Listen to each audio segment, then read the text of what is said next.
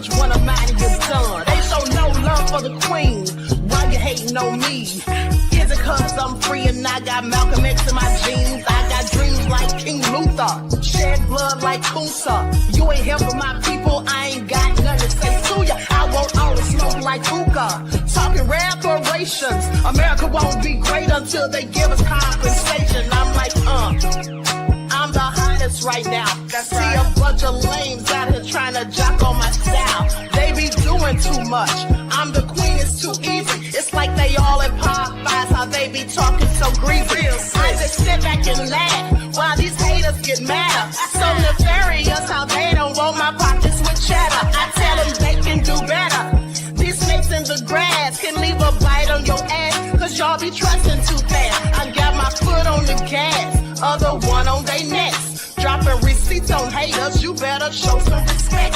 I'm never facing regrets, we only facing the threat. This is the sound of every welcome. It's a cut on the gas, other one on they necks. Dropping receipts on haters, you better show some respect. I'm never facing regrets, we only facing the threat. Running through every challenge like a relay, break no sweat. It's a cold game, so I got that blanket with me. Now that my people awaken, ain't no going to sleep. I do not play by my piece, this time I'm playing for keeps. You talking straight, but when I see you like them ends, we gon' meet. And I got gold all in my skin, God all in my blood, kings all in my circle. You touch one of mine and you're done. They show no love for the queen, why they hating on me? Is it cause I'm free and I got Malcolm X in my jeans, and I got gold all in my skin, God all in my blood, kings all in my circle. You touch one of mine and you're done. They show no love for the queen, why they hating on me? All right. Hello, everyone. Thanks for tuning back in once again to the original Queen Ahmadiyyah Shakur show. I'm your host, Queen Ahmadiyyah Shakur, and this is your Sunday morning wake-up call. So as you're coming in, please feel free to go ahead and subscribe to the channel if you haven't done so already. Be sure to click that notification bell and click the word all so you're notified each time the Queen Goddess goes live. Okay, so with that all being said, let's get ready to get into it. But before we do, let's have a brief word from my sponsor at 12 Tribes.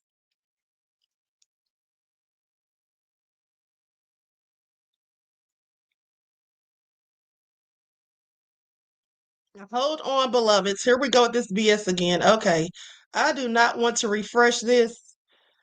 So I'm not going to play it right now because I'd have to refresh this whole thing.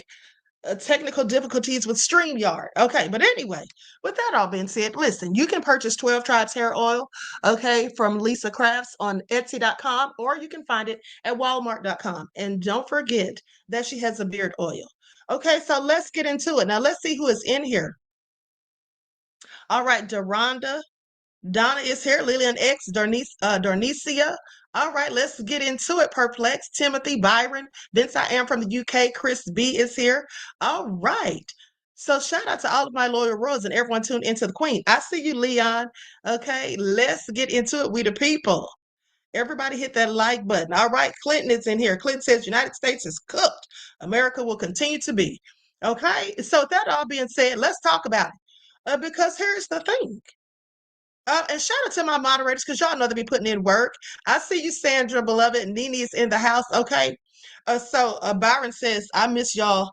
The number one check. I say what now? The number one check. Okay. So anyway, with that all being said, let's get into it because here's the thing. First of all, let's talk about Stephen Miller. Because Stephen Miller is absolutely crazy, in my opinion. I mean, crazy with hatred. Okay, all the hateful stuff he's been saying, and then sitting there trying to flip the script and act like people are trying to attack the right, and that people are trying to demonize and vilify them when that's exactly what they're doing to the left. Okay, and then making all of this all these inflammatory statements. But just the other day, he slipped up and exposed Trump's whole plan on CNN. And I was really shocked that CNN actually edited that video and covered for him. Yeah, that really ticked me off. But, that's why we call them the Crying Negro Network. Okay, because that's all they do is whine and cry. But so let's talk about it because I'm going to play the video of what he actually said. And then I'm going to explain to you what that actually means. Likes up, everyone, please, to like and share. Now, the first video is him exposing something he wasn't supposed to say. Clearly, whoever was in his earpiece told him to be quiet, don't say another darn word. And so he didn't. He sat there as if as if he was frozen or if it was some sort of glitch. But it wasn't either, because he was blinking. Okay. That's how that went. But he said a little bit too much. And, it just made me feel like when he said something about plenary authority, I said, now, plenary is not a word that you just say accidentally. It's very intentional. And usually when you say something accidentally, that's because you've been saying it for quite a bit of time, or you've been hearing it being said.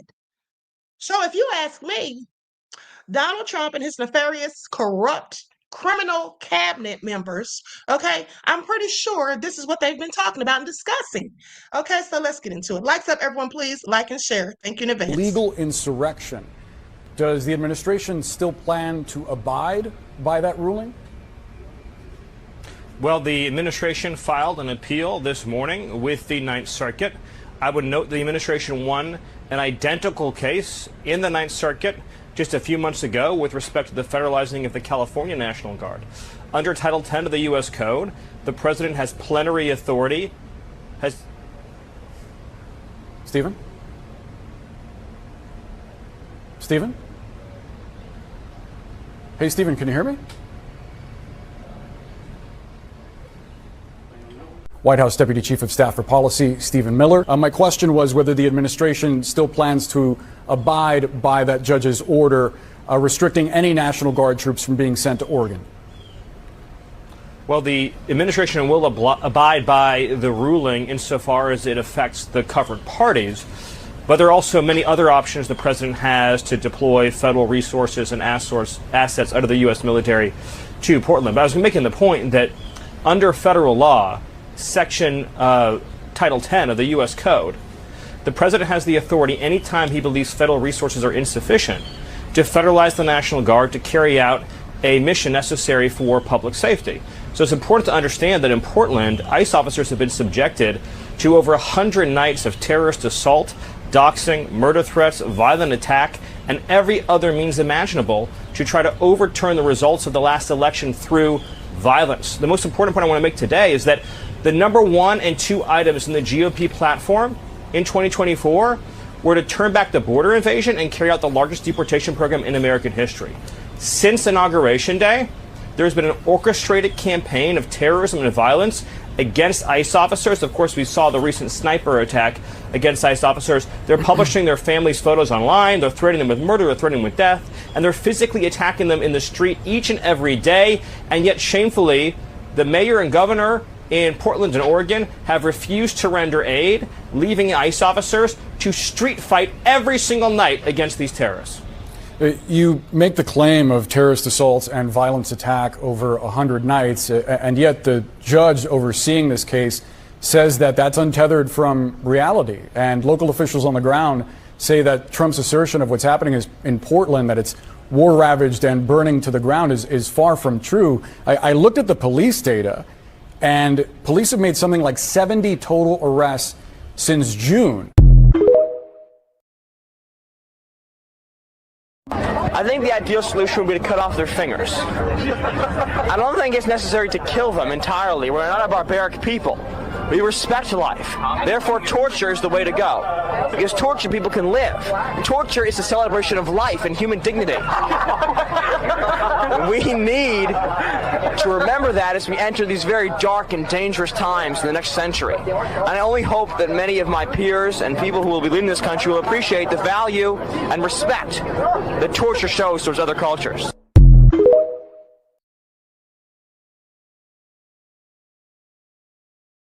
Okay, that was a younger Stephen Miller, and sad to say, that was his actual hairline. Looks like when he was in high school, or maybe he was in college, but nonetheless, he was about 18 or 19 years old back then with that hairline. Now we see why he's bald. But anyway, with that all being said, I want you all to pay attention. So CNN really covered for him. First of all, they cut to a commercial break, okay, apologized and lied and said there were technical difficulties, but there were not. Because, like I said, he wasn't frozen. There was no glitch. He was blinking the entire time. Okay, someone in his earpiece told him to be quiet, and that's what he did because he knew that he had misspoken. He was never supposed to say anything about Trump having plenary authority over the military because that means basically that he can do whatever he wants with the U.S. military, and he absolutely cannot. Okay, as I told you all days ago, he's already in violation of the Constitution, okay, and the Posse Comitatus Act. And the reason he wants to invoke the Insurrection Act is so that he can override the Posse Comitatus Act, as I told you on several occasions. But here's the thing. So plenary authority. So that basically is a Latin word. It came from the Latin word plenus, which means full, which is where you also get the word plenty. But the word actually means full, complete, absolute, unqualified. It means basically that unchecked power is what Trump has. Okay, that's basically what Stephen Miller was saying. And the only reason, as I said, that he would say something like that, just have that Freudian slip, just accidentally spill that tea, is because they've already been talking about it. They've been sitting around at a table and they've been talking about it, how Trump's a whole dictator, and that's what it is. Okay, that's exactly what that is. He's trying to basically say that Trump has the power of Caesar or someone from Germany, yeah, with a mustache like the one Trump's wearing in this photo. Okay, yeah, exactly. Okay, so I want you all to pay attention because he absolutely does not. Okay, Stephen Miller knew that he effed up when he said it because, according to my calculations, okay, Title 10 does not give the president plenary authority, all right, over the military. He has to go through Congress, as I told you all before. But also, here's the thing. Trump wants to be able to do whatever he chooses. He wants to be able to send these troops to wherever he feels like it, even if the governors and mayors don't want to deal with it. But that's not how it's supposed to go. And you see, the reason Governor Pritzker has been going in on him so hard is because he knows that legally Trump is not supposed to be doing this. Okay. And any orders for the military, i.e., the National Guard, to occupy these states, basically the orders, those are to be given by the governors, not the president of the United States. Now, albeit governors do have to they have to abide by federal laws, but they're not to be forced or coerced into following a presidential order. Okay, and there's a reason for that. And that's because they don't want, or when they came up with the Constitution, right? They didn't want there to be a dictator running things without having to speak with Congress and get approval, just having all of the power in his own hands. That's what they didn't want. Okay? So, like I said, this all is supposed to go through the governors. And Trump knows that. And so does Stephen Miller. And so, anyway, another thing is this is why we have the anti-commandeering doctrine. Okay? Now, this is a doctrine that basically the principle is that the federal government can't take over a or a commandeer. They can't just take over a commandeer a state, okay, a state government, and use it as part of the federal government. That's what they can't do. But isn't that what Trump's doing? Okay, isn't that what Trump's doing? And it's basically a doctrine because the Supreme Court of the United States interpreted our Constitution. Okay? But it looks like Trump's trying to interpret it the way he wants to, where it ends up with him doing whatever he wants. Okay, please pay attention. This is all so nefarious. And Stephen Miller, just so you all know, is, in my opinion, the most dangerous person in Trump's cabinet. Okay? Even more dangerous than Trump.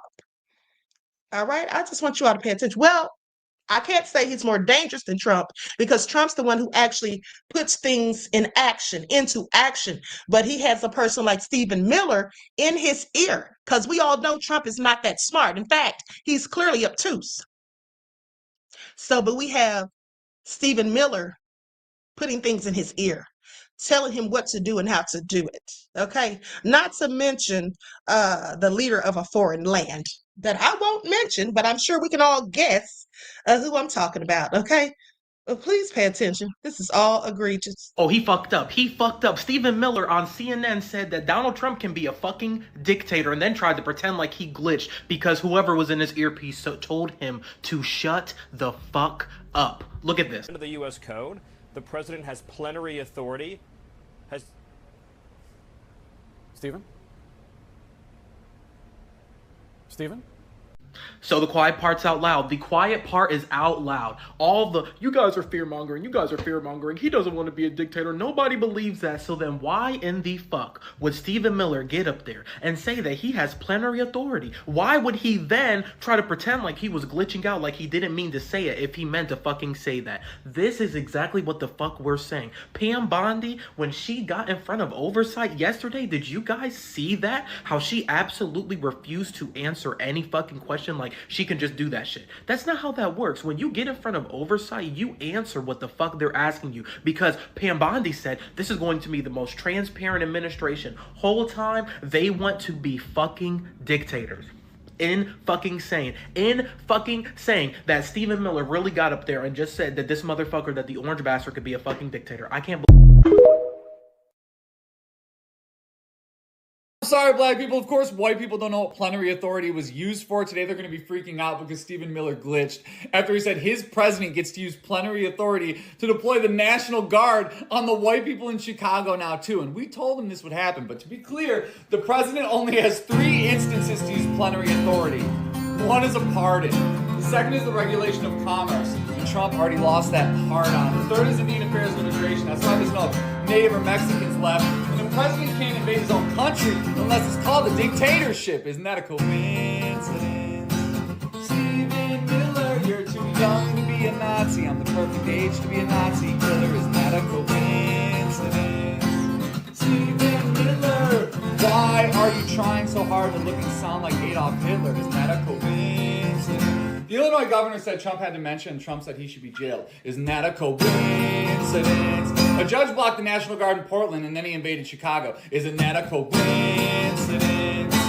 Stephen Miller, why does your name even rhyme with Adolf Hitler? Stephen Miller.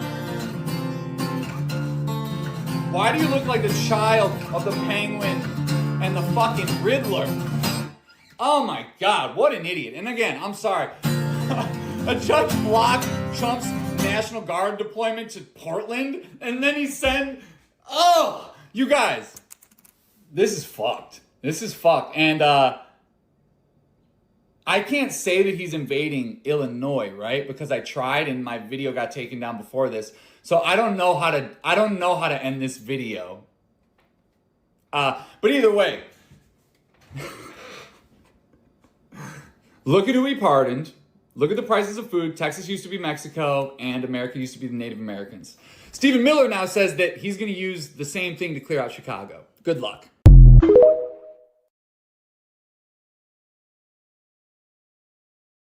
Okay, absolutely nefarious. But here's the thing. That guy, he was wrong about a couple of things. Okay, Trump he's not able to use plenary authority for the regulation of commerce. That all goes through Congress as well. Okay, and he's also not allowed to use it for immigration. Okay, absolutely not. Or Indian affairs. That also has to go through Congress. Okay, the only thing that Trump has plenary authority with at this point is a pardon. Okay, he can pardon whoever he wants. So at the end of the day, this is all getting real crazy real quick. Like I said, a lot of people are complaining, but what's anybody really going to do to stop this? Songwriter Sonny says Trump couldn't just hire the actual Stephanie Mills as opposed to Stephen Miller. Okay. Anyway, Timothy says, and why isn't that Donald Duck still isn't being held accountable for any wrongdoings? It seems like everyone's afraid, beloved. I mean, I don't know, but that's what it seems like to me. It's really becoming annoying. Okay, that nobody is doing anything about it. Everybody's complaining, but nobody's putting any actions to it. Okay, to their words. But I'm pretty sure now that his little secret has come out, that we now know that he's been talking about having unchecked power and using the military against his own citizens, which we heard him say that. We heard him say that they should start using some of these states as training grounds for the military. So we already know what he has in mind. This is like Trump really wants, in my opinion, he really wants a civil war. That's just what I think it is. And not just Trump. The people in his cabinet want it too. That's what it sounds like to me. Now, I could be wrong, but again, I could be absolutely right. And I think that I am. Okay. So you all should be doing your due diligence and saving your, getting your lifelines, following your lifelines, and getting your non-perishable food items and all those things together. Now, D Major says, Queen, the lamestream media is both complicit with and afraid of Trump, the administration, in my opinion. Independent media is more important now than ever. Exactly, beloved. I absolutely agree. And I'm so glad you said that because you're right. You're right. Because look how CNN covered for that man. Fake news.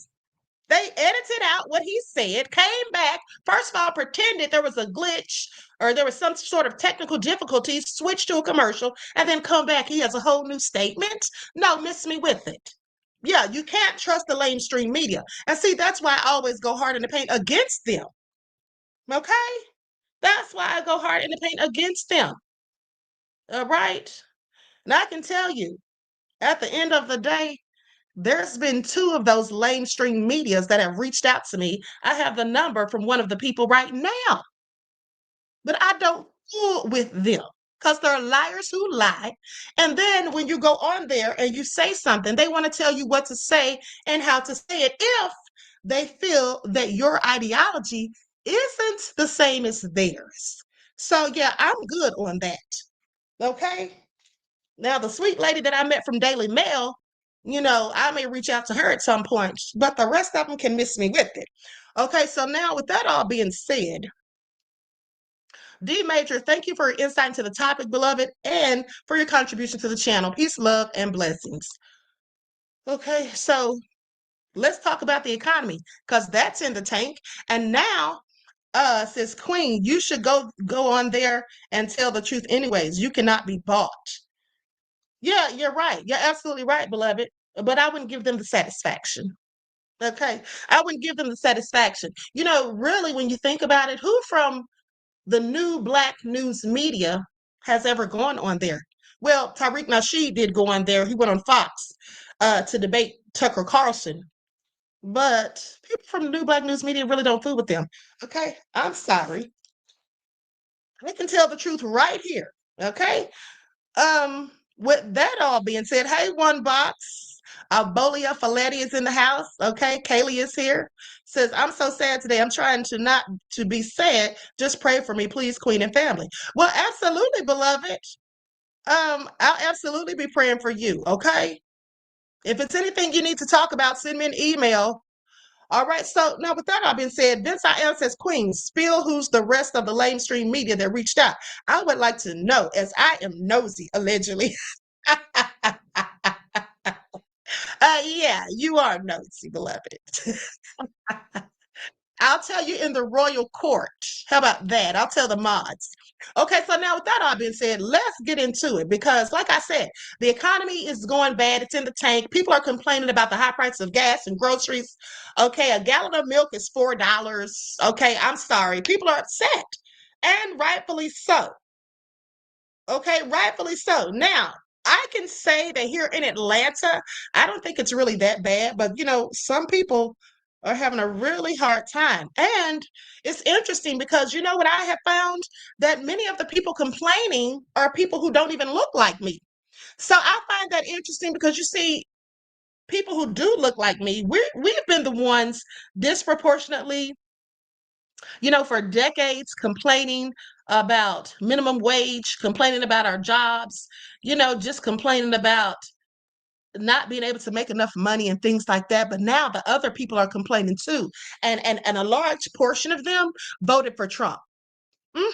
So it looks like they're getting what they asked for. Right? It looks like they're getting what they asked for, but now they want to complain. No, don't complain now. This is what you voted for. Okay, so let's hear what some of them have to say.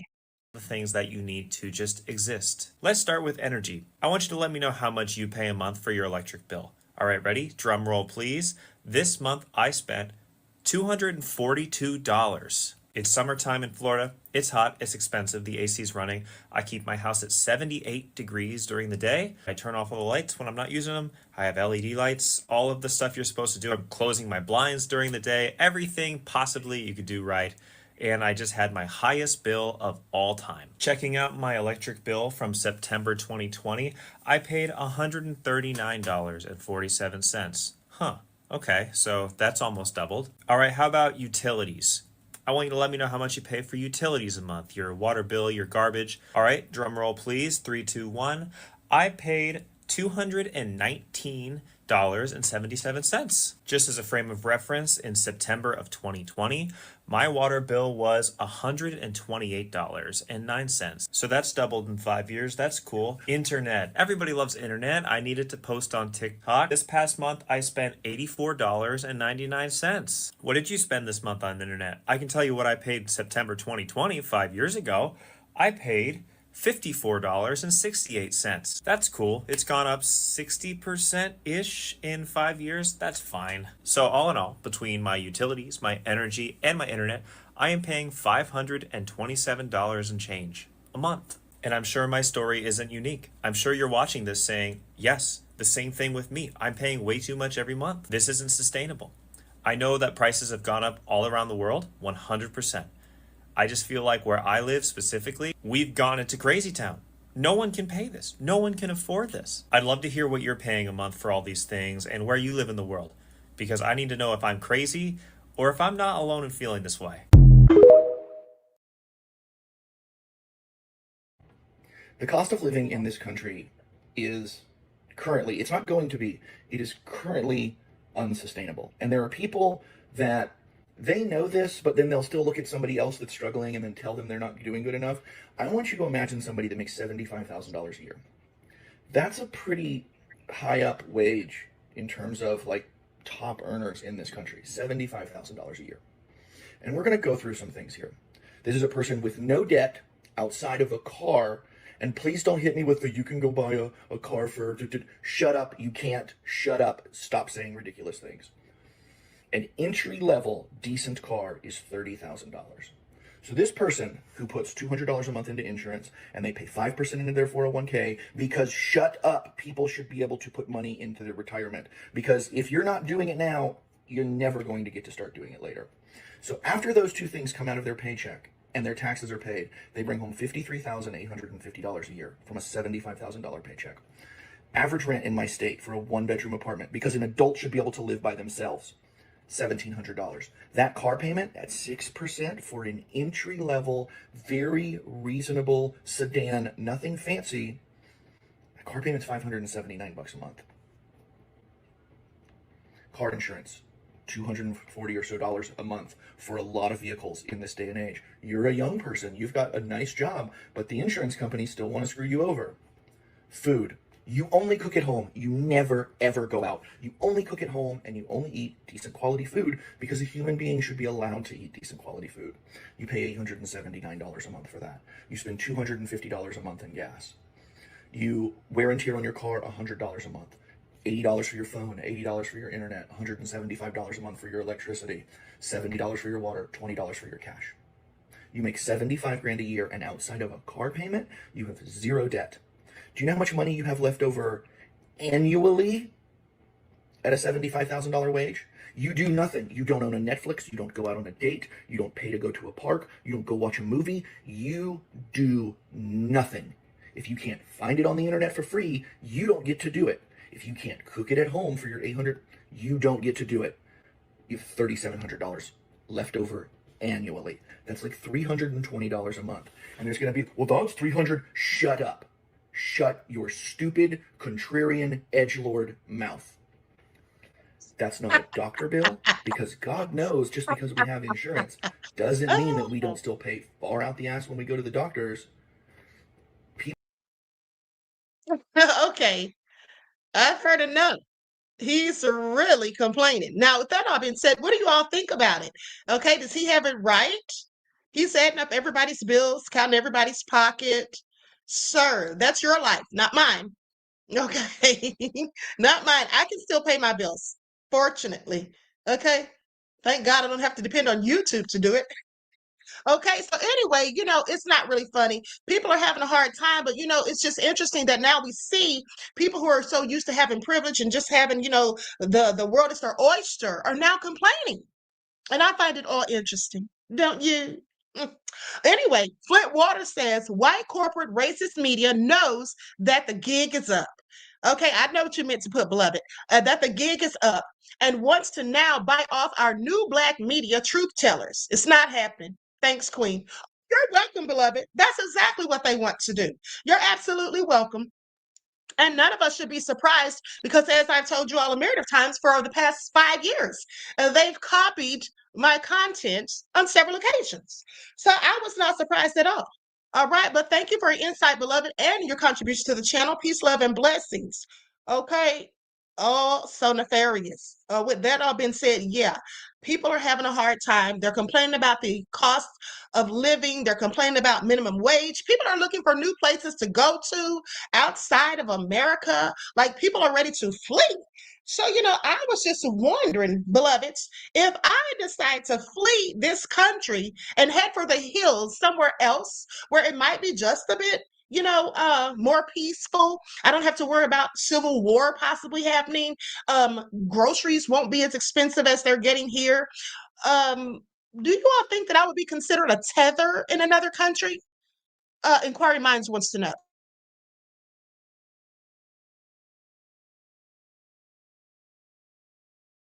Does anyone have any suggestions? This I said, hands off the real queen of receipts. Thank you, beloved. Kaylee said, you'll always be blessed, queen. Thank you, beloved. Our Negroes official says, give up our citizenship. Okay. Emperor Rex said yes. So I would be a tether? Are you sure? Wait a minute. What if I have a very good reason for wanting to leave here, beloved? This I am said, head to Costa Rica, queen. You already know that's where I want to go. Okay, I'm just saying, I don't think that I should be frowned upon if I want to flee the U.S. because of economic oppression, government corruption, wanton supremacy, racism, hatred, and a looming civil war to boot. Yeah. Somebody called Tariq Nasheed and asking if they consider me or classify me as a tether in another land. Emperor Rex said we call him that. I know.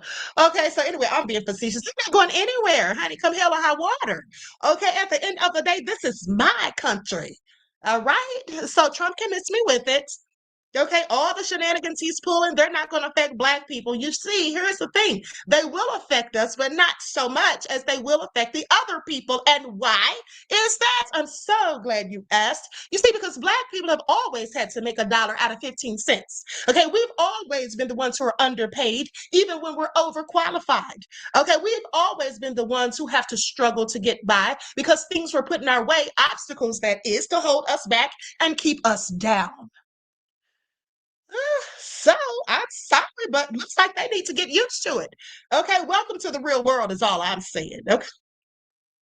Welcome to our world. And speaking of our world, it seems like some people are trying to invade it. So let's talk about it. So now, those pesky little Charlie Kirk wannabes? Yeah, them. Yeah, they said that basically they were gonna pull up at HBCU's homecomings, okay? Yeah. Why are they trying to force themselves on black folk? Okay, when clearly they know they're not wanted. Okay, we're going to get into it.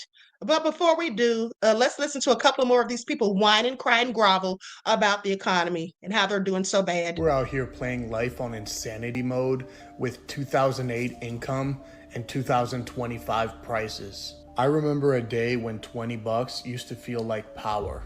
You'd hit the gas station, fill up your tank, grab a pack of smokes, and still have money left over for Taco Bell. Now 20 bucks doesn't even cover gas. You used to be able to get an entire meal for $5. Today, $5 barely gets you a Starbucks cup of ice with a splash of coffee. Rent back in 2008, $700 for a 2-bedroom apartment. Nowadays, $2,100 for a studio. Oh, and if you have $120,000 to put down on the average home, your mortgage will be $2,800 for a box on the Monopoly board that nobody lands on. And all I hear is talk about this is inflation. Inflation is when a candy bar goes from 75 cents to 90 cents. This is financial waterboarding. We're literally running Call of Duty veteran mode, playing with a knife because we can't afford a pew-pew. Life in America isn't a dream anymore. It's a pay-per-view event. And the funniest part is, we can't even afford tickets to watch ourselves struggle. I got laid off from my corporate job yesterday. And I think that this is the reality for a lot of Americans right now, and it needs to be shared because America is not doing well right now. We have a 94% prediction rate that the recession is going to come, but yet our frickin' administration hasn't even made the move to actually say that a recession is coming. And let's actually call it what it is, a depression. People can't afford groceries, they can't afford rent, they can't afford buying houses, they can't afford having babies, they can't afford having the kids in general if they already have them. We are not in a good spot, y'all. I know that I'm just a number in a company, but I thought I was okay. You're going to think that you're okay because you've worked there for so long or you have the right experience. Like, you guys, I have an undergraduate in marketing, a master's in business, 6 years of paid social media experience, both on a strategist and manager level. I have done people management for at least 3 years. I'm a senior level in my career. And yet, when I was hired to do a senior level role, I was forced into entry level positions. I was doing entry-level work as a senior-level strategist, all while at the same time being asked to reduce my workload with AI, and our team was having layoffs every 3 months. I should have seen it coming. I really should have. But the thing is that it was not something that I saw coming, because the day before that they laid me off, I was literally talking coverage plans with another employee who was going on leave for months. How am I supposed to sit there and not think that I'm safe in that moment? I just think it's absolutely ridiculous that we live in a world like this where my manager wasn't even the one that fired me, by the way, or laid me off. It was frickin' HR, and they read off a script, but my whole team got laid off.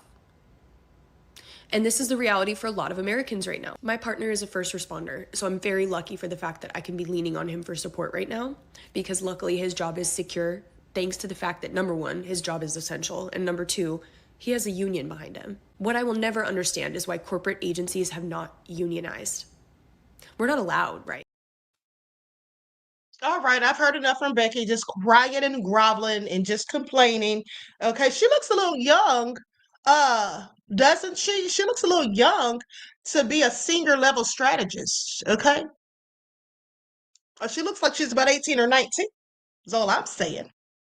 So with that all being said, she probably wasn't qualified for the job anyway. She probably got it through DEI before they decided to get rid of it.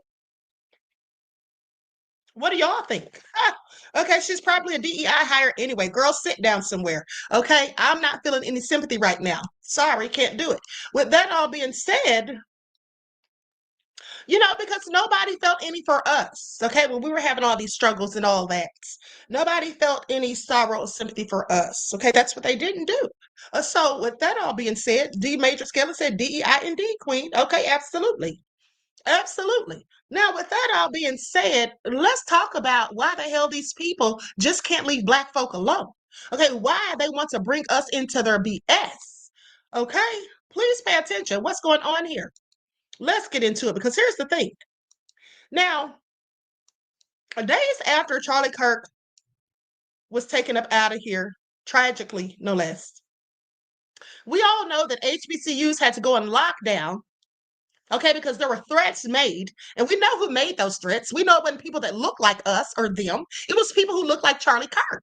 And we know that those people were likely on the right, because those are the ones who are extreme in their actions and who want to get vengeance. Isn't that what they talked about? Avenging, awaking a sleeping dragon. You don't know what you've done, or they don't know what they've done, when in fact, it was only one person, according to reports. Unless they all know something that we don't. But what we do all know is that Black people didn't have a damn thing to do with it. So keep us out of your BS. Okay, stay away from HBCUs. You know you're not welcome there. You saw what happened the last time y'all showed up. They did not want you there. Now, why are they trying to invade our spaces? Let's get into it. Because days after Charlie Kirk's passing, a very brilliant Dr. Stacy Patton, okay, who's also a professor, she wrote this article about them and about the HBCUs. So let's talk about that. But now she's also given some advice to what they should and shouldn't do at the HBCUs when these infiltrators, okay, these Charlie Kirk wannabes, when they show up. Okay, so let's talk about it. A white man giving a speech on a white college campus in the middle of one of the whitest states in America in front of a snow white crowd gets shot dead by a white man. And now HBCU campuses are the ones being threatened, she said. Okay, Alabama State University, Virginia State, Hampton, Southern, Clark, Atlanta, Bethune-Cookman, and Spelman College were all on lockdown. Now, she says, how does that math work? What kind of twisted calculus makes black colleges the fallout zone for white-on-white violence? We didn't pull the trigger, she says. We weren't even in the crowd. We sure weren't. And yet here we are again. Our institutions are placed under lockdown and our students are being forced to sit in fear. Our communities are being reminded again that no matter what happens in this country, the danger has a way of boomeranging back onto us. This isn't coincidence and it isn't confusion. It's the psychology of whiteness in motion. When violence erupts in white spaces, the instinct is to redirect it outward toward us. That's a fact, beloveds. Didn't I tell you all days ago that, in fact, they want to come to the HBCUs because they would likely feel safe because there's never been shootouts there, mass shootings and such. They don't have to worry about snipers on the roofs and all of that, but also to antagonize and to provoke, to serve and act as provocateurs, because that's what they are, okay? And then someone said in the chat that Charlie Kirk never went to HBCUs, so why are they going? He, in fact, did go to HBCUs, beloved. Yeah, that's where he started out going, but they didn't welcome him there. And they were too smart for him to beat at any debates. So he stopped going. But now it looks like they want to resume. It looks like they want to resume. So anywho, let's continue. So she goes on to say that because whiteness, when wounded, always looks for a scapegoat and seeks to recenter itself by punishing blackness. This is all factual. I told you all from day one, and I want you all to remember on September the 10th, when Charlie Kirk was assassinated, I told you all that even though we didn't have a damn thing to do with it, they're going to find a way to blame it on black folks. And I also told you that I thought it was an inside job, and I still think so. Now, if we lived in a rational world, white conservatives would be forced to reckon with the violence that festers in their own communities. You see, they need to be worried about these mass shooters, okay? That's what they need to be focusing their concern on, in my opinion. All right, these arsonists. Who blew up that judge's house? I have questions. Okay, they said arson was ruled out, but it exploded some kind of way. Have they found out the source of the fire as of yet? Why it exploded? I have questions. Now, with the toxic gun culture they themselves praise and call it freedom. Okay, their whiteness has never been rational when it comes to accountability. It is evasive, slippery, allergic to self-critique. Oh, that is so true. Charlie Kirk would always criticize black people and trans people and gay people and immigrants, but he never once critiqued white folk. And remember how Marlon Brown said on here when that shenanigan that we had, that some would call a debate, I deem to call it just nefariousness in motion. But remember when he sat there and said that in fact there was no such thing as white privilege? Okay, he acted like none of this stuff existed. Okay, that black people really are the most criminal element of society. This is what he was basically saying. You try to think about how foolish he has to be, okay, to think that, to even fix his mouth to say it, when there's white people that know that not to be true and have also said it. Okay, they have said the opposite of what he says, and he's black, unfortunately. Okay, because it's nothing worse, in my opinion, than a Black person with a colonized mind. All right. So anyway, with that all being said, goes on to say, this is a racial sleight of hand that America perfected centuries ago. Okay, whatever happens, Black people must somehow be guilty. Yeah, and that's also the same thing Charlie Kirk did that day too, when they asked him about the mass shootings and then he brought up gang violence. He put it on Black people even then. Okay. And then remember how Marlon sat up here and lied to our faces when I said that Charlie Kirk never called out white people. And Marlon lied and said, yes, he did. Yes, he did. Plenty of times. Well, when? There should be some footage somewhere. But yet he pretended that he just forgot to bring footage or didn't know that he would need it. But then he went over on his own channel, right? And debated the video of the debates. That's what he did to try to make himself look good, because I wouldn't let him come over and take over.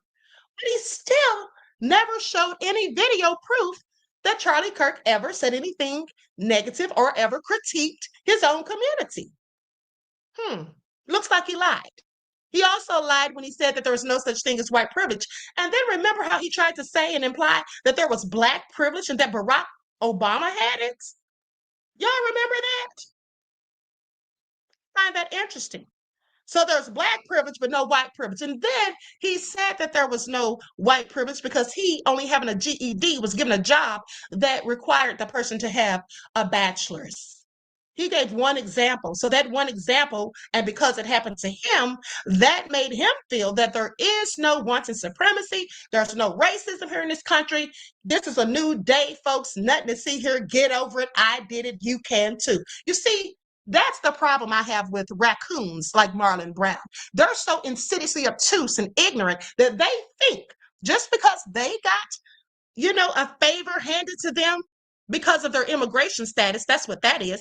He said that people didn't see his paperwork before they told him he was hired. I don't believe that, because of course they'd have to see your resume and your application would have to have been filled out. And also he has a whole accent. So even if they didn't know for a fact that he was from Trinidad, they knew he wasn't from here as soon as he opened his mouth. Because didn't he have to have an interview at least to get the job? Of course he did. You see how he sat here and lied to our faces? Lillian X said he came to the Queendom unprepared. Yes, he absolutely did. Timothy says, preach, Queen. Thank you, beloved. Okay, Vince I Am says, I remember, Queen, as that was mind-boggling to me. Exactly. And that's why I can't fool with him and anybody that fools with him. Okay? Because either they're a raccoon too, or you have sympathy for raccoons. And I don't. And neither should any of you. Because throughout history, and you can do the research yourself, I've shown you enough proof over the years, but throughout history, anytime one of our leaders was taken down, there was always a raccoon somewhere lurking in the dark behind the door, okay, bringing them receipts to take us down. Let us not ever forget that. So when anybody is raccooning, yeah, we need to let them be. Okay, that's what we need to do. We need to let them be. Remember what Haiti did to the raccoons. They called them collaborators. They got rid of them first, okay, before they went in on their oppressors and took them out and gained their freedom. They went in and took out the collaborators. That's how they did that. Okay, so with that all being said, let's continue. So she goes on to say that it's evasive, slippery, allergic to self-critique. So instead of saying, what is it about us white folk that keeps producing mass shooters, assassins, and domestic terrorists, the gaze swivels predictably to Black communities and institutions. And she's right, because that's when they start talking about Black on Black crime like there's no white on white crime. At the end of the day, that's nothing but propaganda. And we all know that by now, but this is what they always do. They come and pretend that they want to give us some help. They come and pretend that they want to make things better for us, but we know what the trick is. Okay? Now, if we lived in a rational world, white conservatives would be forced to reckon with the violence that festers in their own community, she says, with the toxic gun culture they themselves praise as freedom. This is all true. This is all true, but instead they want to blame black folks again and again and again. Now, whiteness as a system has always been rooted in projection. It cannot bear its own reflection, so it casts its sins onto others. That's very true. Isn't that what Stephen Miller is doing right about now? Acting like the left is coming for them when it's really them coming for them. Acting like people are demonizing them when that's exactly what they're doing to others. And that speech Stephen Miller gave when he was talking about, us and them and the enemy within. Y'all do know he's talking about black people, right? Him and Trump.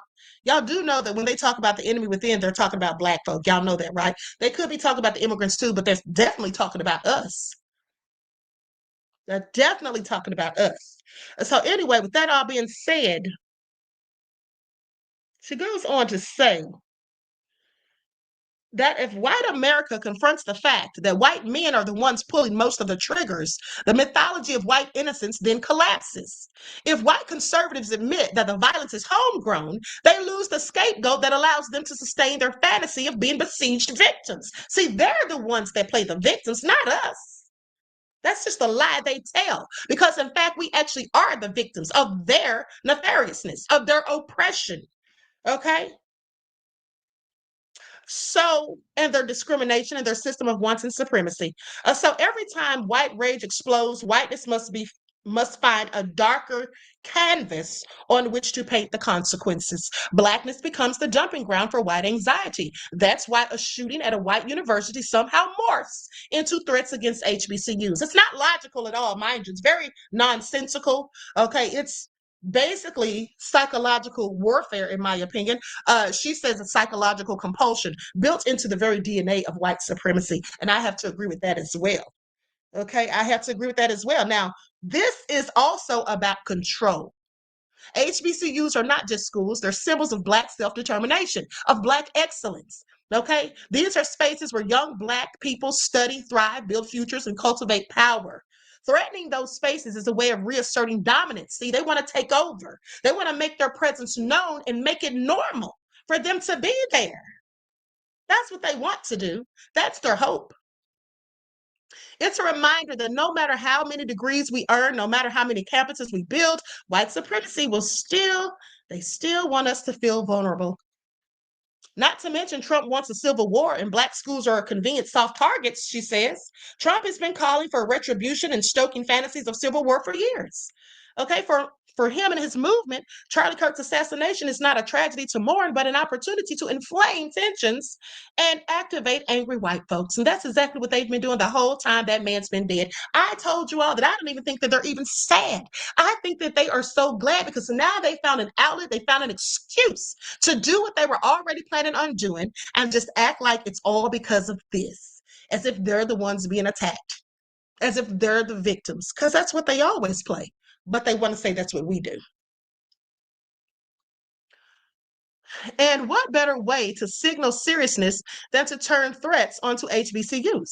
It's a textbook white backlash. When white fear spikes, Black folks and other marginalized groups pay the price. But now they want to start showing up at HBCUs after these campuses have been threatened? I don't think so. Okay, I don't think so. These threats to HBCUs aren't just random prank calls. They're part of a larger strategy of psychological warfare. You see, the message is we can get you people anytime. We can disturb your peace. We can force you back into fear. And, for Trump's base, this is intoxicating. I'm sure they get euphoric pleasure out of it. Okay, think about all the Karens who go up to Black people minding their own Black business in pools with their children. And they'll ask, are you supposed to be here? Do you have a key card? Can I see it? Are you walking to a building? I'm sorry, I've never seen you before. Can I see your ID? Who are you here to see? Do you live here?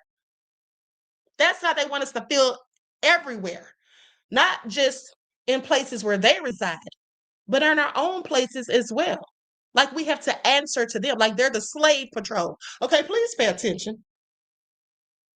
And here's what makes me especially furious, she says, it is that we've already lived this too many times. In 2022, dozens of HBCUs received bomb threats for weeks. You all remember that because I reported on it. Students were forced to evacuate dorms, miss classes, and sit in fear. The FBI launched investigations, but what changed? Not a darn thing. Our students still live with the knowledge that their schools are soft targets for America's racial resentment. She said, so when I hear about threats after Kirk's shooting, I just want to scream, why us? Why must Black students, young folks already carrying the weight of systemic racism and oppression, student debt, and cultural erasure also be saddled with terror because white men can't police their own violence? Why must our institutions, which already fight for scraps of funding compared to PWIs, now spend resources on lockdowns, evacuations, and trauma counseling? It's because Black safety has never been a priority in this country. The psychology of whiteness demands our vulnerability. It needs us to be afraid, destabilized, and distracted. It cannot stand the sight of confident, educated Black youth walking across the yard without fear. And that white crowd in Utah is a mirror they can't face. So the fact that Kirk's crowd was almost entirely white is the elephant in the room. You see, the corporate media is pretending not to notice that. But that's the mirror white America doesn't want to look into. A white man killed a racist white hero in front of a white audience in a white state. That's the story. And that's the end of it. And that's their crisis, not ours. But, instead of facing the consequences that their own people did it, that it's usually their people that do these things, they want to blame us and they want to bring us into the fold. Okay. And I'm just annoyed. I'm just totally so annoyed because Charlie Kirk was not our problem. And anything left behind in the wake of his tragic passing, so isn't our problem. Okay?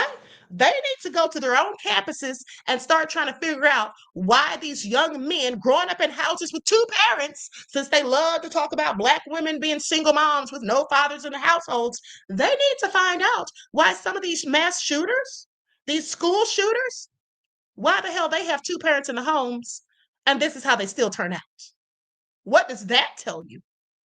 What does that tell you? No, seriously, somebody put it in the chat. What does that tell you? What does that tell you? Because what I do know, and research has shown, and you can do the research yourself, that when Black fathers are in the home, there's a very unlikely chance of the children being involved in criminal activity. Okay? That's rare. But not when they have the father in the home. Okay? So what does that tell you? Well, then it tells me that some people are inherently wicked and nefarious and prone to committing crimes. Now, I'm not saying there aren't some Black people who are the same, because clearly there definitely are people of all races and ethnic groups. But what I'm saying is, for there to be so many people from that community that goes out here and commits these mass shootings and school shootings, and they don't think that's a problem that needs to be addressed, rather than trying to figure out why Black people are committing Black on Black crime, as they call it, because that's not affecting them, is it?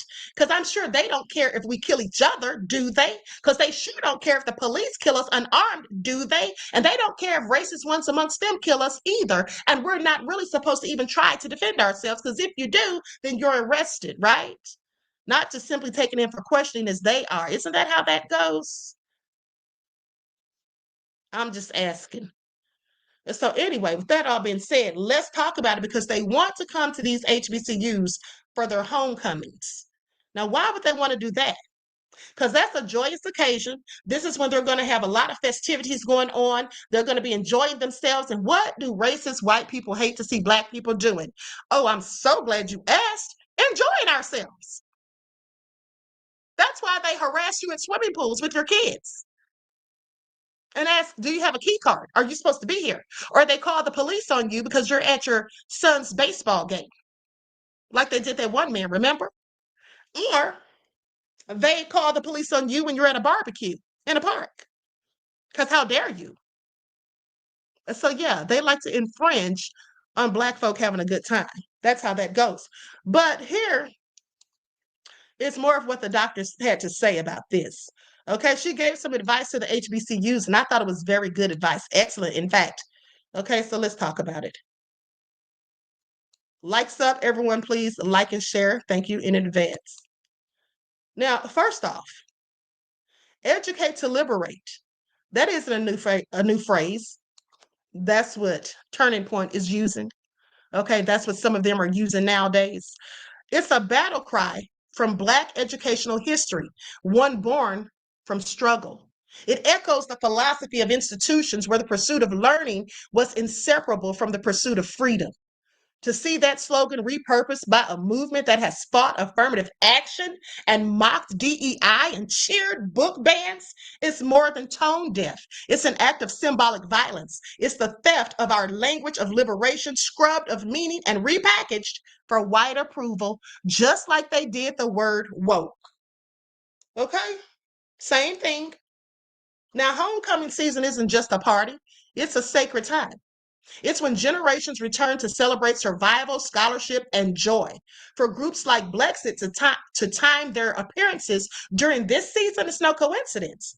It's psychological warfare. They're not coming to learn. They're coming to agitate, to harass, and to see how far they can push the boundary before being pushed back. They want footage of confrontation, not conversation. Because isn't that what they did the last time?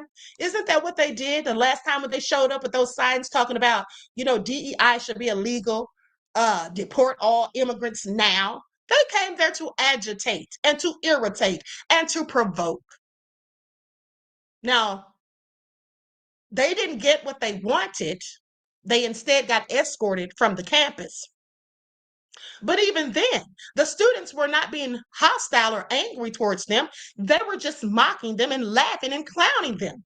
But they tried to act as though they were fearful and that there was going to be some sort of violence. But you know how you know that's a damn lie? Because if that were the case, why would they want to go back? Why would they be talking about pulling up at homecomings? Because they know that nobody threatened them. They know they had nothing to fear, okay, at the end of the day. All they want to do is go there and try to start mess with those students and then have them looking bad. And then flip the script and then act like they're the ones being racist because they won't tolerate them at their campuses. That's what they want. I want y'all to pay attention because they think they're so slick, but they're not. Now, she goes on to say the recent invasion of HBCUs is not accidental. It represents a new phrase in a decade-long campaign to infiltrate American higher education with white grievance politics. Since its founding, Turning Point USA has specialized in weaponizing free speech rhetoric to turn campuses into ideological battlegrounds, okay, from Wisconsin to Florida. Its events have followed a familiar script. A provocative speaker arrives. Students protest. Conservative media labels it as censorship. And donors celebrate the confrontation as proof that the left hates ideas. That's what they want. Now, that same playbook is being redeployed at HBCUs, which are spaces that were deliberately created to shield Black students from the hostility of white supremacist aggression and exclusion. It's a cynical escalation, you see. The very communities that built their own schools because they were barred from white ones are now being cast as the intolerant gatekeepers of cancel culture. Are y'all paying attention? So the danger isn't that a handful of students will be converted. You see, the danger is that conservative operatives will succeed in normalizing their presence on Black campuses, turning them into sites of surveillance and content harvesting. Once accepted as legitimate, these visits can grow into partnerships, fellowships, and media platforms that funnel Black pain into white entertainment. The goal is not to persuade, but to neutralize and to domesticate the radical potential of HBCUs by turning them into props in someone else's redemption story. And I want you all to pay attention too, because another reason they're going there is because they know that many of the people who graduate from HBCUs absolutely become Democrats. Okay? That's what they also know. HBCU students, faculty, and administrators now face a hard question. How do you respond to people who arrive in bad faith? Engagement can feel like the higher ground, but in this case, engagement is the trap. They're trying to line you up. These activists are not interested in persuasion. They're interested in performance. They come equipped with cameras, microphones, and social media teams ready to cut and splice any exchange into propaganda. Because you can best believe that's what they will do. The answer isn't to ignore them completely. Because, see, that's what I was thinking. When they went to that first campus, I said, you know what? Maybe they should just not have said anything to them, just totally ignored them and made them feel stupid. And eventually they'd have left anyway. But see, you can't do that because silence can be edited into compliance. And so the key is discipline strategy by recognizing that the real audience is not in the yard, but online. Every interaction becomes potential content. So students must approach these moments like a chess match, not a brawl. So you attack them with your minds, not your hands, is what she's saying. First, they must control the narrative. If they film, you film too.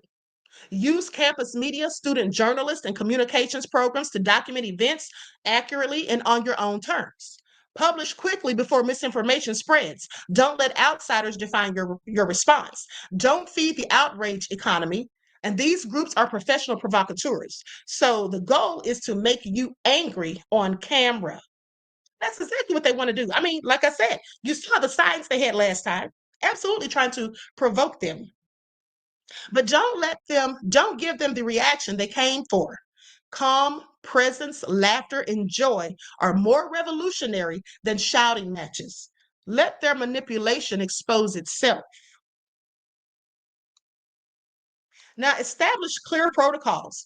Administrators should enforce rules of engagement, whether uninvited groups can set up tables, what permits are required, and how campus police coordinate with student organizations. Clarity protects both safety and narrative. Create counter-programming. Rather than debating professional trolls, host teach-ins about propaganda, disinformation, and political grooming.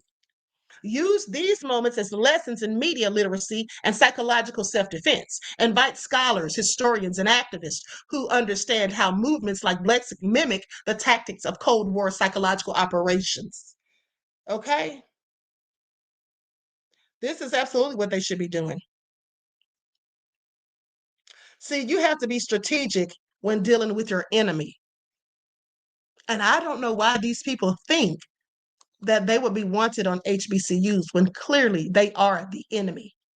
Okay, I'm pretty sure, though I can't prove it, but I'm pretty sure it was people who agree with their same ideology who were the ones making those calls, threatening the HBCUs. Okay, so it's a whole lot of nerve of them for me. And lastly, reclaim the joy.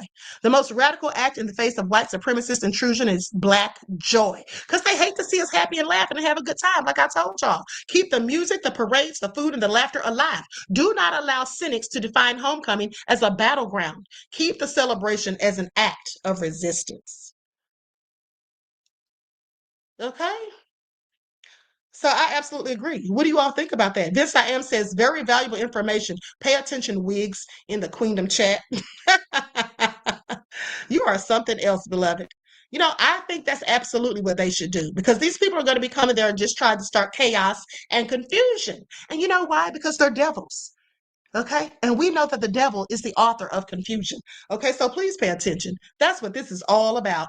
Okay? So now that my before I start my next segment, now that I'm able to show my, hold on. Now that I'm able to show my promotion, let me go ahead and do that. Okay, likes up, everyone, please like and share. Thank you in advance. Not my promotion, my sponsor. Do not buy 12 Tribes on Earth hair growth oil and hair magic elixir unless you want super healthy, gorgeous hair that grows. They have a whole line of amazing hair growth products, including hair growth leave-in conditioner spray, hair growth shampoo, hair growth spray, and hair growth butter. I'm starting to sense a theme here. They include quality natural ingredients. They smell amazing, and you can see the results for yourself. So if you're looking for healthy hair growth for your natural or relaxed hair, try 12 Tribes on Earth today.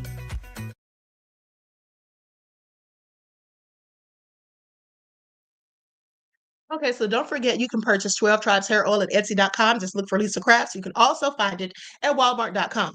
Now, let's listen to Stephen Miller. Okay, because Stephen Miller has something to say about Black folk, and I think you're all going to find this quite interesting. Okay, shocking. Stephen Miller makes wild claim about Black Americans and ICE. Ooh, honey, let's get into this, because what does he have to say about us? I have several questions. Here we go.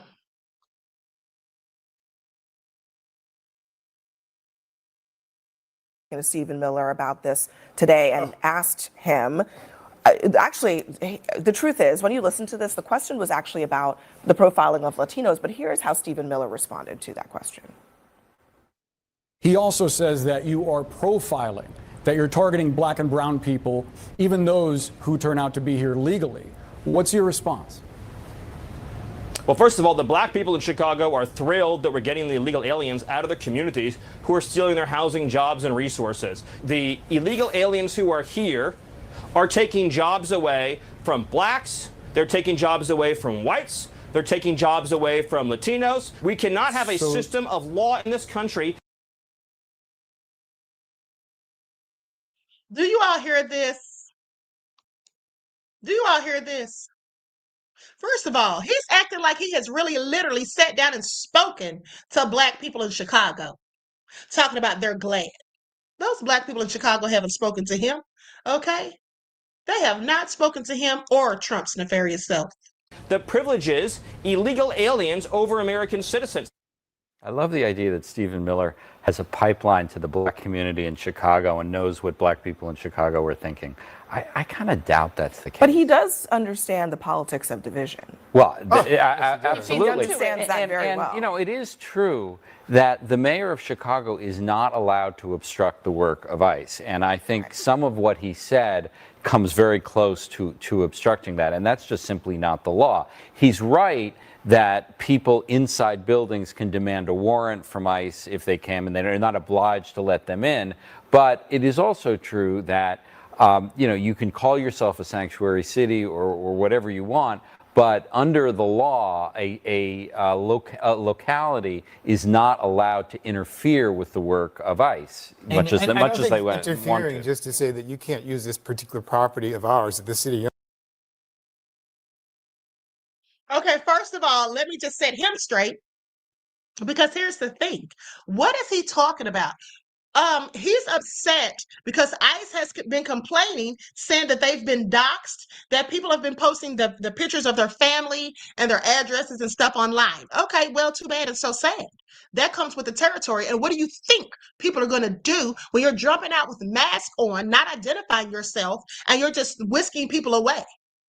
What do you think people are going to do when you're waking them and their children up in the middle of the morning, half dressed, and making them come outside, and you're zip tying little children? What do you think they're going to do? Are people going to look upon that as something that they want to, you know, participate in if they have sense? No. Okay? So at the end of the day, see, here's the thing. Some of these restaurants in Chicago have refused to serve ICE when they've shown up for dinner or lunch or whatever. They've refused to serve these ICE agents, okay? And so they're mad about it, all right? Some of the buildings have refused to allow them to gain entry, okay? At the end of the day, and they're pressed.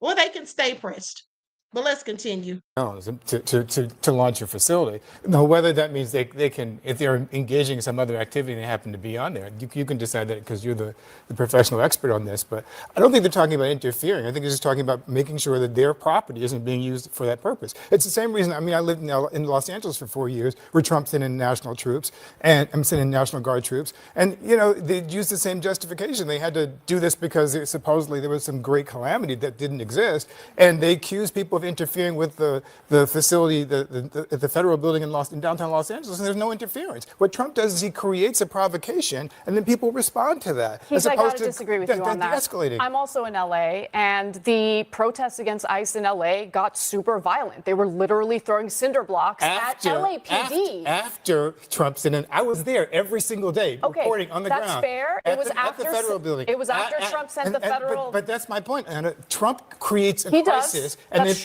is what happened in Portland. I saw the pictures in Portland a few days ago. There were like 10, 15 people. They were blowing bubbles and stuff. Then Trump sends in the National Guard. You've got hundreds of people there. Trump creates a crisis. He does. And that's true. How the point that I want to make is it's fine for ICE to carry out its duties. The problem that I have is that they are terrorizing American citizens and doing it. You're ICE. You just got this massive influx of federal money. You're not able to do a targeted raid where you know exactly which units these people are in. Just answer quick. Why are Democrats okay with immigrants not being able to follow the law? Why is that okay? Why is that the one law? Nobody said that. So That's a straw man. why when the enforcement happens, why is it such a problem? Look at him talking about why is it when the enforcement happens, why is it such a problem? Sir, it's because of the way they're handling it. It's the way they're being so brutal and hostile and aggressive with these people, even their children. Not identifying themselves. It's very problematic. He sounds really stupid. Okay, Songwriter Sonny says the black guy was a member of my gym in New York. Was he? No, right. Why is the protest Because always the against ICE? enforcement Why is the protest always happening in a for targeted sanctuary way. cities? Why isn't the protest for law enforcement? Very quickly. The answer is that law enforcement says that if they have to cooperate with ICE, that means that local immigrant communities will feel less likely to actually cooperate with the police. Keith, who are the good guys? The police or the people breaking the law? Who are the good guys? The police or the people breaking the law? The local police are saying that they don't want to be co-opted in the ICE campaign because it makes people less likely to cooperate with them. I just think it's always important to point out there is almost universal agreement in this country that criminal people who are undocumented should be kicked out of the country. Virtually. Really? I remember the Democratic primary. The Democratic primary, they asked every candidate, hold on a second. who thinks there should be free health care for illegal immigrants? They all raised their hand. Every one of them. Every one of them. That's a red herring. That was people who are here. Let her speak, please. She's talking about criminals. That's not really in dispute here. But what has also happened over the last 9 months is that there are people going into courthouses to follow the legal procedures, having their cases administratively closed, and then getting arrested right outside the courthouse door. And that's a fact. Now, I know y'all don't care about it, but this is, something that's going on. People showing up for their court cases and being just taken up out of there. Okay, instantly deported without due process. And you're supposed to go by the laws in the Constitution. Okay, when we start letting them just take away that, now you're really getting into murky waters, and you could only hope, or you could only guess that it's going to get progressively worse. Okay, that's how that goes. So there's both things happening. Yeah, they are going after criminals, but they're actually going after a lot of people who are not criminals as well. And that is what's building the heat in this country in terms of the antagonism between law enforcement and regular Americans, because a lot of this is regular Americans who are frustrated. If there's a gang on a street corner that the police know there's shootings, and they roll up on the street corner, are they not going to stop and frisk everyone? If there is a gang on the street corner, they should go after the gang on the street corner. And nobody disputes that.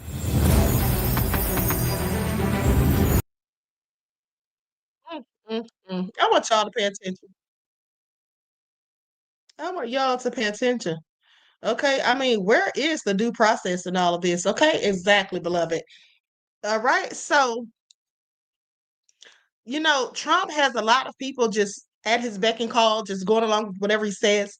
And I do believe that now some people actually fear what could happen to them if they go against it. Look at the people that have lost their jobs and been fired. Look at the people that are indicted. Letitia James, James Comey. He also wants to get Lisa Cook and Adam Schiff. People are concerned, and as they should be. But somebody's got to stand up to this tyrant, and they need to do it quick, okay? Because this is all getting out of hand. Now, let's talk about how Jasmine Crockett, okay, Stephen A. Smith had the audacity to go in on Little Miss Crockett.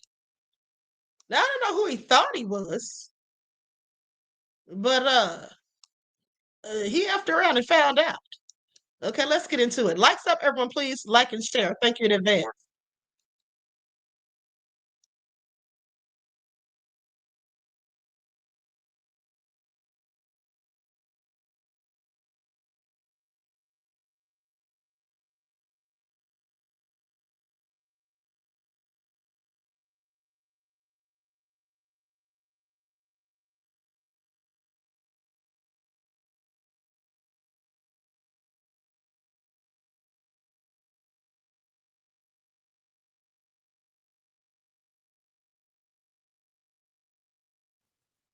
Gets me annoyed.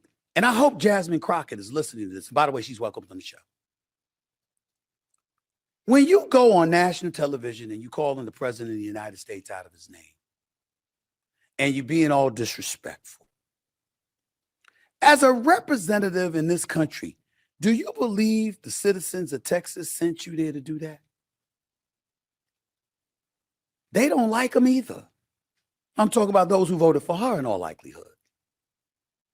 But because he is who he is and he is in that position, they expect you to go to Capitol Hill and figure out a way to maneuver yourself through that terrain to work in a fashion that's going to facilitate getting things done on behalf of your constituents.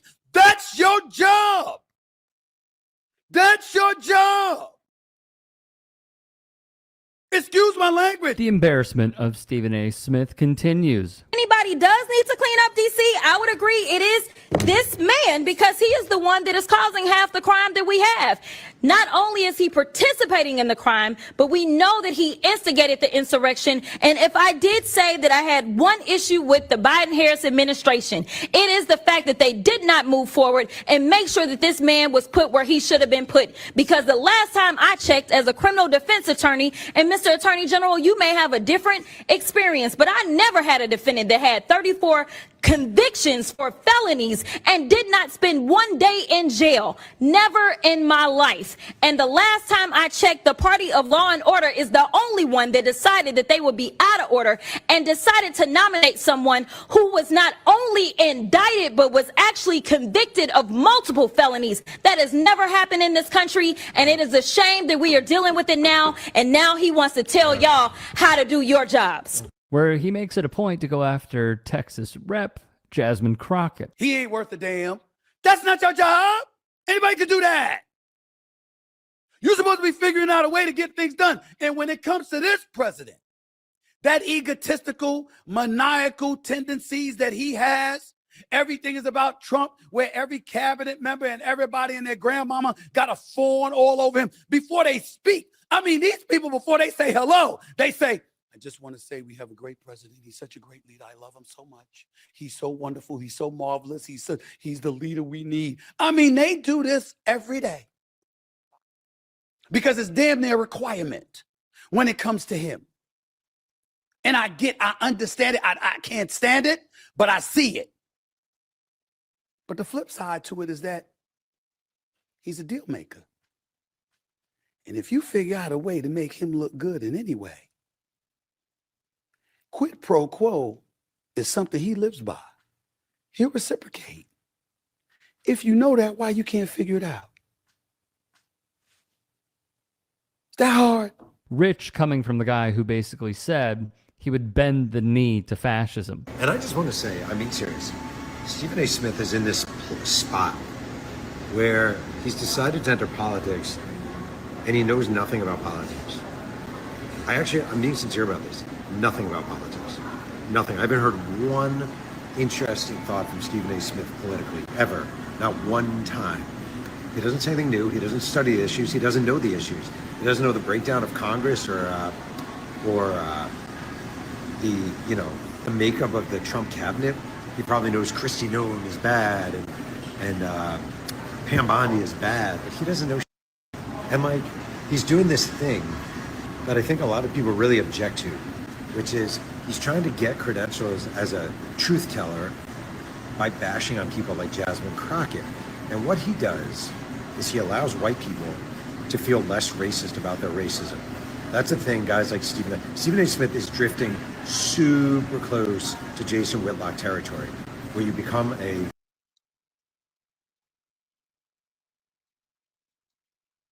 Mm-hmm. This is true.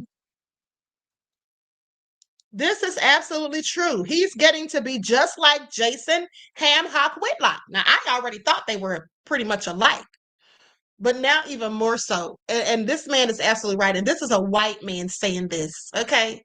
I love it. Because at the end of the day, that's exactly what he's doing. He's trying to stay in white people's good graces and trying to make them feel better about being racist. Because see, that's what happens. They get these raccoons to say the same things that they say, and then all of a sudden it's no longer supposed to be racist. See, that's why these raccoons are a problem. Okay? That's why they're a problem. And if there should come a time when there's a civil war in this country, well, you can best believe that the raccoons, they won't be on our side. I promise you that. They will not be on our side, honey. Hmm. It's all true. It is all true. But D.L. Hughley, whom I'm not very fond of, but he has some things to say about Mr. Smith. So let's get into it, because I'm always here for the mess. Likes up, everyone, please like and share. This is Stephen A. And he has a lot to say about Jasmine Crockett. Jasmine Crockett chooses to express herself. I'm like, is that going to help your district in Texas? Aren't you there to find a way to get stuff done as opposed to just being an impediment to what Trump wants? How much work goes into that? I'm just going to go off about Trump, cuss him out every chance I get, say the most derogatory, incendiary things imaginable, and that's my day's work. That ain't work. And I had a conversation with Stephen A. And I said that I would be more judicious in the way that I critique the things he said. And I would only do it if it rose to the level of something I needed to say something about. It's interesting that he chose Jasmine Crockett. Now, she doesn't serve in any leadership position. She's in the minority party. I wonder why he didn't single out, for instance, the President of the United States. And is he serving his constituents, the people that voted for him, by, I don't know, attacking a comedian and maligning a comedian, or maligning the opposition, the Democratic Party, or rambling in front of generals and the Navy? How is his constituents served? Does he serve his constituents like Mike Johnson, who constantly calls recesses so he won't have to deal of the matters of Congress? Or Jim Jordan, who's been in Congress for 18 years and never has written one piece of legislation in 18 years. I wonder why it isn't those people that he singled out. We're never going to argue about the efficacy of Congress. I think we have an agreement there. I think that they are not effective. I think that they don't do the job. I think that they don't represent their constituents well. But Jasmine Crockett is a member of the minority party. She holds no power. Her party doesn't have any power. She's not at the top of the minority party. She's a very junior congressman. So why would it be her that you would single out? Her job to represent her constituents. When you're in the opposition party, the minority party, your job is to object and to be loud, to be a fly in the orbit, to gum up the works. She's doing what it is she has the power to do, what's in her capacity to do, what's in her bandwidth to do. This is what she's supposed to do. She's supposed to make it harder and make it louder. That's what she does. She represents her constituents by being a member of the opposition party and to, by definition, oppose. I don't care in any paradigm you look at. Leadership starts at the top and goes down. Stephen A. Smith would have you believe it starts at the bottom. Yeah, that's because Stephen A. Smith is a whole idiot. Okay, he's good for absolutely nothing. Facts. So anyway, with that all being said, listen. Diane said, oh, why is he even talking? Okay. D. Major Skillen said, yes, Congresswoman Crockett is doing her job. I know Tylene said you're referring to Stephen Smith. I know it. Okay, so anyway, with that all being said, I want to go to one more video of Little Miss Crockett going in during a House Judiciary hearing. This was posted 22 hours ago. So let's listen to this. The bottom line is, they can sit there and try to shift the blame and play all these little mind games or whatever. At the end of the day, I'm hoping this is all going to backfire on them. I'm hoping this is all going to backfire on them. Trump needs to be in jail. His entire cabinet needs to be in jail as far as I'm concerned. But like I said, nobody's doing anything except for complaining. Now, what I will say is they were basically, they've been shouting Trump out. The people who don't like the people who look like me, they've been shouting Trump out, okay, because there was a report that came out days ago where they said that the border hardly has anybody at it these days, when previously there was like 2,000 and something people coming daily, but now they're saying it's only about 20 people, okay, coming. So let's look at that video for a quick moment. Hold on. It's like a minute and a half, but let's go to it because they said that this is like in years, this is the least amount of people they've seen at the border. Trump says he secured the border. Nobody's coming into our country now. We have the border totally stopped. We're here in Texas to see what those changes look like on the ground. We've got the most controlled border we've ever had in the history and in my lifetime in the Border Patrol, and we're going to continue getting there. In Eagle Pass, Texas, during the Biden administration, more than 2,000 migrants crossed into the U.S. in a single day. But now, under President Trump's policies, officers encounter just 20 migrants a day here. So the last time I was in Eagle Pass was 2 years ago, almost to the date. And I saw more migrants crossing at a single point in one day than I had in, at that point, 9 years of covering immigration. They were cutting through this barbed wire here and coming across the Rio Grande, sometimes with parents holding their children on their backs as they crossed the water. We saw a lot of rescues. We saw people bleeding as they came under this barbed wire right here. And then we saw hundreds gather under a bridge. They were taken in, processed, and then released either to ICE or elsewhere to pursue their asylum claims. Now it's a total change. People aren't taking that risk to come across because the end of catch and release is a deterrent in itself. And then with the level of prosecutions we're doing for smugglers and for those entering the country illegally, you add that added deterrence. We've been out here half the day now, haven't seen a soul. We patrolled the river, haven't seen anyone there either. What we're seeing and what we're hearing from the Border Patrol chief and the agents on the ground here is that anyone who crosses now is arrested, prosecuted, and turned back over into Mexico. You simply cannot cross through here anymore and claim asylum, no matter what your claim is. All right, y'all heard that. So they're not letting them in no matter what your claim is, okay? Please pay attention. Did y'all hear that? So here's the thing. Those people likely are not coming because of the horrors that are happening right here in the United States. I mean, they see the videos, they see it on the internet, how the ICE agents are pulling up on these people, snatching them up, whisking them away, zip tying kids. They see all of this. Okay, they know about that woman getting shot 5 times by the ICE agents, I'm sure. So yeah, they don't want to come here. Okay, they don't want to come here. Now, Trump may consider that a win, but how much of a win is it really when people who look like him want to leave? Okay, because they can't afford the economy. The prices for everything are just too high. Like I said, Black people will be steadfast and unable to fall because we've had to deal with these things before. This is nothing new to us, okay, at the end of the day. But like they say, when you're used to eating off a silver spoon and then somebody snatches that silver spoon, then you might start feeling like you're oppressed, like you're down bad. Okay? So now it looks like they can finally see, some of them, that is, how we've been feeling. And, that might be why some of them have been basically apologizing.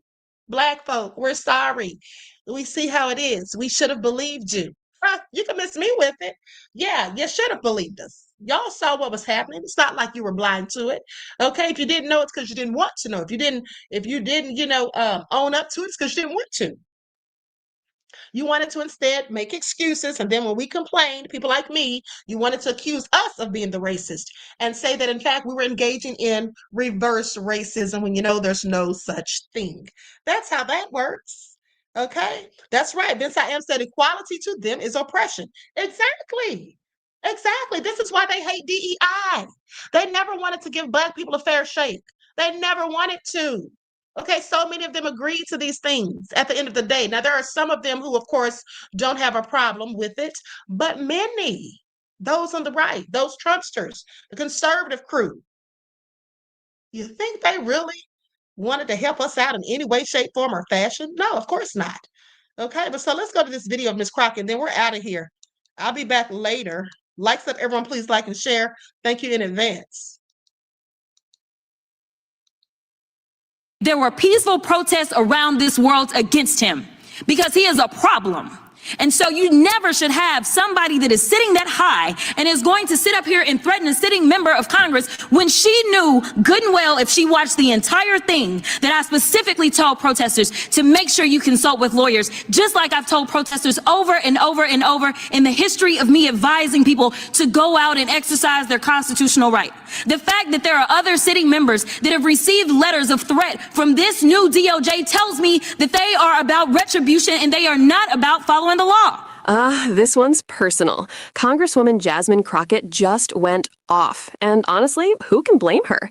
The Texas Democrat unleashed one of the most fiery takedowns we've seen in Congress this year, and it was aimed straight at Attorney General Pam Bondi. Why?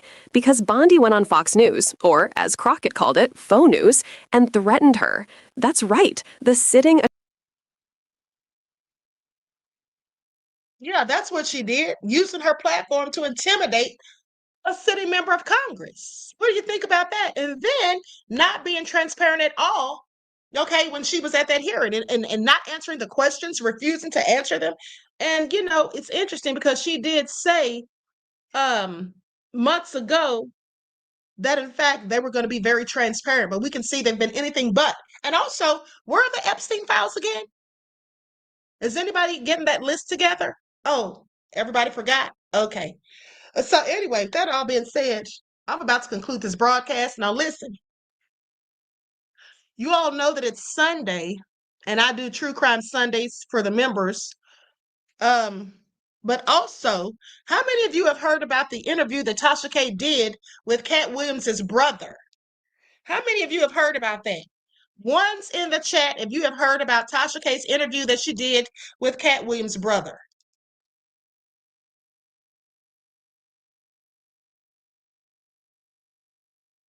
Okay, so y'all putting twos.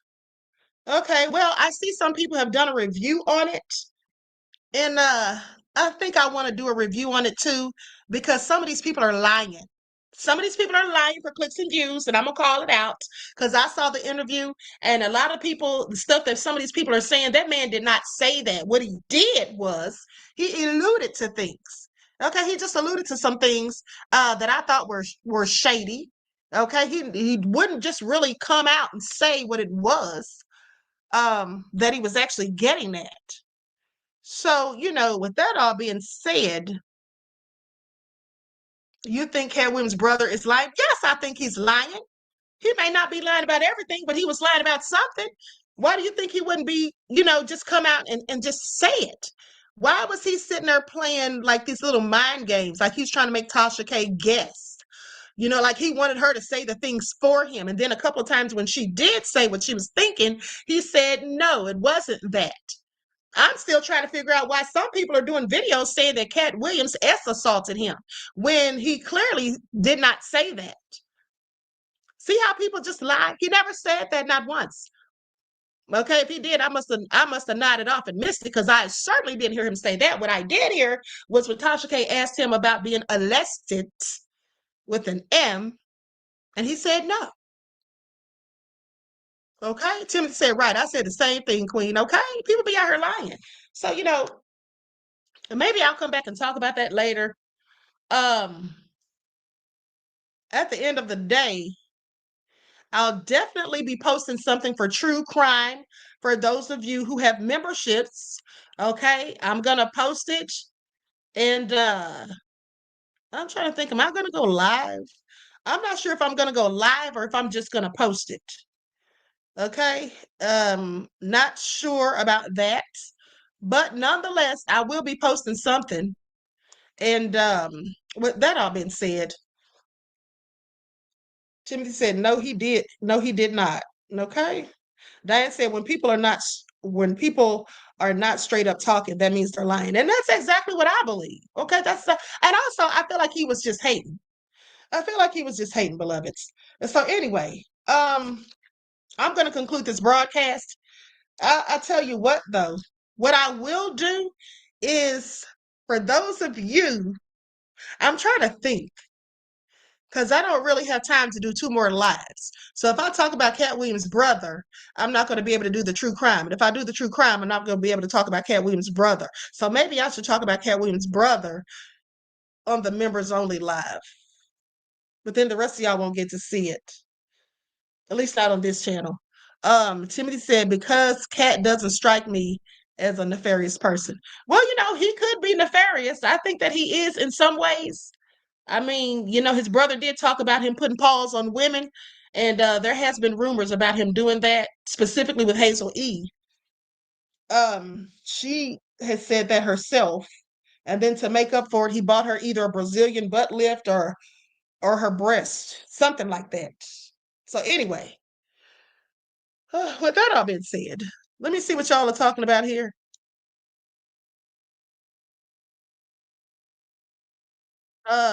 Some of y'all are saying the Cat Live Queen. Well, I know y'all would say that, especially if you don't have memberships. But I might do that on the member for the members. Queen, you do whatever's right for you. Even Screw 2 Popo knows it's your channel. Okay. Thank you, beloved. Adrian says, I've only heard about Cat Williams supporting people financially. Okay. Yeah. So anyway, I'll tell you all what. Maybe I'll do both. Just stay tuned, okay? Just stay tuned. So with that all being said, I tell you what though, if I do the Cat Williams video for everybody, then the true crime video is going to be an upload. I'm not going to go live. I'm just going to upload it. All right. And so with that all being said,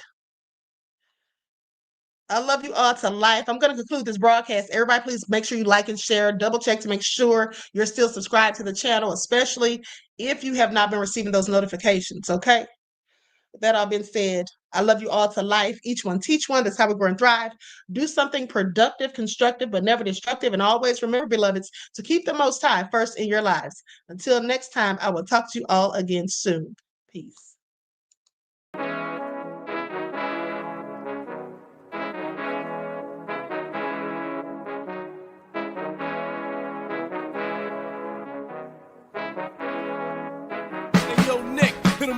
Gold all in my skin, God all in my blood, kings all in my circle. You touch one of mine and you're done. They show no love for the queen. Why you hating on me? Is it cause I'm free and I got Malcolm X in my jeans? I got dreams like King Luther, shed blood like Kunsa. You ain't helping my people, I ain't got nothing to say to ya. I want all the smoke like hookah. Talking reparations, America won't be great until they give us compensation. I'm like, I'm the hottest right now. See a bunch of lames out here trying to jock on my style. They be doing too much. I'm the queen, it's too easy. It's like they all at Popeyes, how they be talking so greasy. I just sit back and laugh while these haters get madder. So nefarious how they don't want my pockets with cheddar. I tell them they can do better. These snakes in the grass can leave a bite on your ass, cause y'all be trusting too fast. I got my foot on the gas, other one on they necks. Dropping receipts on haters, you better show some respect. I'm never facing regrets, we only facing the threats. Running through every challenge like a relay, break no sweat. It's a cold game, so I got that blanket with me.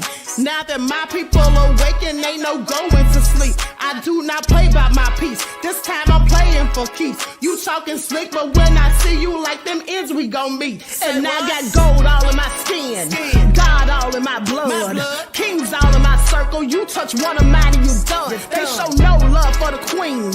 Why they hating on me? Is it cause I'm free and I got Malcolm X in my jeans and I got gold all in my skin, God all in my blood, kings all in my circle. You touch one of mine and you done. They show no love for the queen. Why they hating on me? Is it cause I'm free and I got Malcolm X in my jeans and I got